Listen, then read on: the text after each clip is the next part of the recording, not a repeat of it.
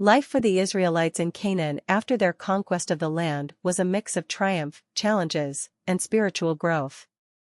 The Israelites, now settled in the Promised Land, were tasked with establishing a new society and fulfilling the covenant with God. This period was defined by a blend of military campaigns, agricultural development, and religious practices. After the land was divided among the 12 tribes by Joshua, each tribe was responsible for settling in its allocated territory, with cities, towns, and farmland to cultivate. The Israelites engaged in agriculture, growing crops like wheat, barley, grapes, and olives, which were essential for their sustenance. They also raised livestock, and the land was fertile, though at times the tribes faced difficulties with crop production due to conflicts or neglect. Despite the division of land, not all of Canaan was fully conquered. The Israelites struggled to drive out all the Canaanite inhabitants, and in many regions, Canaanite cities and people remained.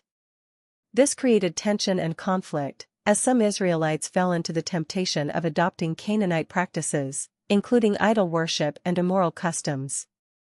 This disobedience to God led to cycles of suffering and repentance, where the Israelites faced oppression from neighboring nations, only to be delivered by a judge raised up by God. The period after Joshua's death marked the time of the judges, when Israel lacked a centralized leadership. The tribes were often scattered and lacked cohesion, with various local leaders, judges, emerging in times of crisis. Some of these judges, like Deborah, Gideon, and Samson, were notable for their military victories and spiritual leadership. However, the lack of a strong, unified government led to frequent apostasy, as the people repeatedly turned away from God and returned to idolatry. This pattern of sin, oppression, repentance, and deliverance became characteristic of the period. Religiously, the Israelites continued to build and maintain the tabernacle, where the Ark of the Covenant was housed.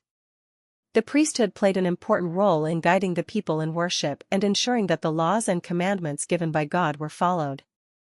The Israelites were also expected to remain distinct from surrounding nations, adhering to the laws that set them apart, particularly those governing ritual purity and moral conduct. In sum, life in Canaan for the Israelites was a mix of settling the land, dealing with internal conflicts and external threats, and striving to maintain faithfulness to God. Their life was punctuated by periods of prosperity when they followed God's commands and times of hardship when they turned away.